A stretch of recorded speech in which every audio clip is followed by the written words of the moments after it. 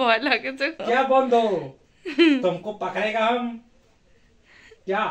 ধরেন, पकड़ेगा? শক্ত করে ধরেন। तुम आदमी हमारे घर भी ढुका है, तो हमारा घर भी जीटी है, तो जीटी शिकार कर रहे तो हम तुम पकड़े। আসসালামু আলাইকুম, welcome back to my channel Dhakagram vlogs. তো কী অবস্থা সবার, চলে আসলাম রাতের বেলা নতুন একটি ভিডিও নিয়ে। আপনারা দেখতে পাচ্ছেন আমাদের ঘরে একটা হচ্ছে প্যাঁচা ঢুকছে। তো এই প্যাঁচাটা মূলত হচ্ছে শিকার করার জন্য আমাদের ঘরে ঢুকছে, মানে হচ্ছে একটা চিঠি ধরার জন্য। সম্ভবত আগেই এই প্যাঁচাটা ঘরের মধ্যে ছিল, তো যখন হচ্ছে সামনে পাইছিল চিঠি, তখন হচ্ছে লাফ দিয়ে ধরার সময় ঘরের যে মুসুরি আছিল সেই মুসুরির সাথে আটকা পড়ছিল। তো এই প্যাঁচাটা যে দেখতে পাচ্ছেন, এই প্যাঁচাটা মূলত তার পেটের ক্ষুধার তাগিদেই কিন্তু আমাদের ঘরে ঢুকছিল, অন্য কোনো হয়তো উদ্দেশ্য ছিল না। তো আমাদের হচ্ছে ঘরের যে মুসুরিটা ছিল সেটা অনেকটা ছিঁড়ে যাওয়ার মতো, মানে এর পায়ের নখগুলো কিন্তু অনেকটা লম্বা লম্বা এবং ধারালো, এই জন্য। তো আমাদের ক্ষতি বলতে শুধু এই মুসুরিটার অবস্থায় একটু 12টা বাজাইছে, তাছাড়া আর কিছুই করে নাই।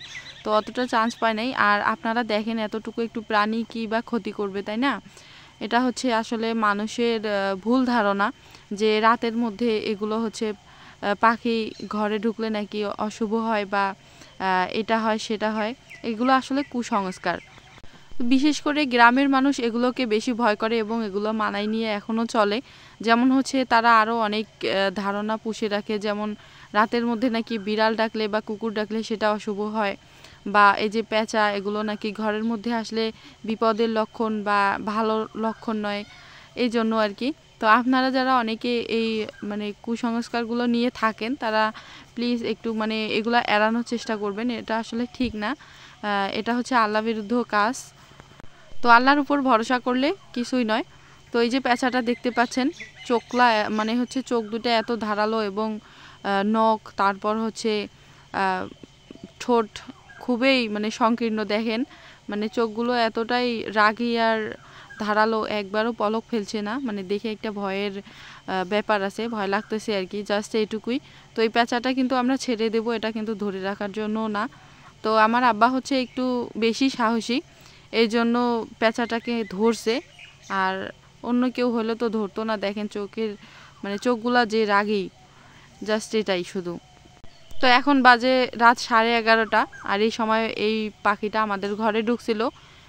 তো এখানে আহামরি কিছুই না, এই পাখিটা হচ্ছে মানে সাহস দেখিয়ে ধরছিল, কিন্তু এই পাখিটা ছেড়ে দেবে আর কি।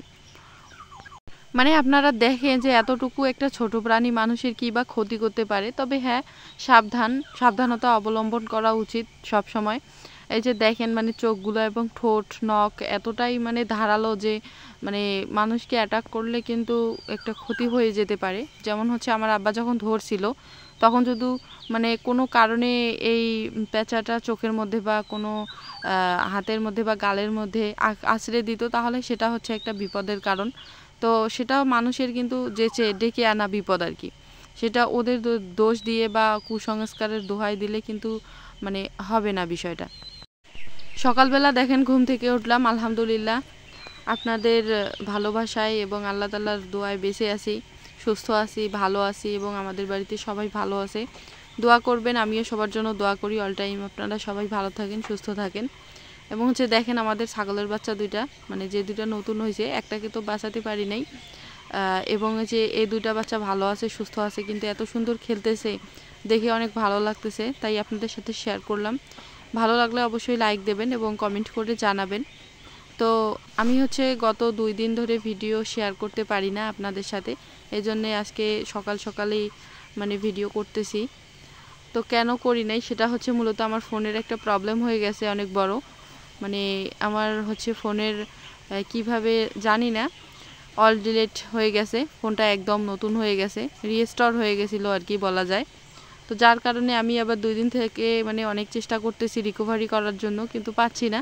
তো আপনাদের যদি এরকম কোনো অ্যাপস জানা থাকে বা কার্যকরী কোনো অ্যাপস মানে আপনাদের জানা থাকে, বা কেউ মানে কখনো এরকম বিপদে পড়ে রিকভারি করেছেন, এরকম যদি অ্যাপস জানা থাকে তাহলে অবশ্যই একটু কমেন্ট করে নামটা বলে যাবেন। আমি চেষ্টা করব, কেননা অনেক গুরুত্বপূর্ণ ডকুমেন্টস ছিল আর আমি দীর্ঘদিন ধরে কাজ করছিলাম, সেগুলোরও হচ্ছে ছিল। তো আমি সব হারিয়ে ফেলছি, যার কারণে নিঃস্ব আর কি বলা যায় প্রায়। তো পারলে আমাকে একটু আপনারা হেল্প করবেন।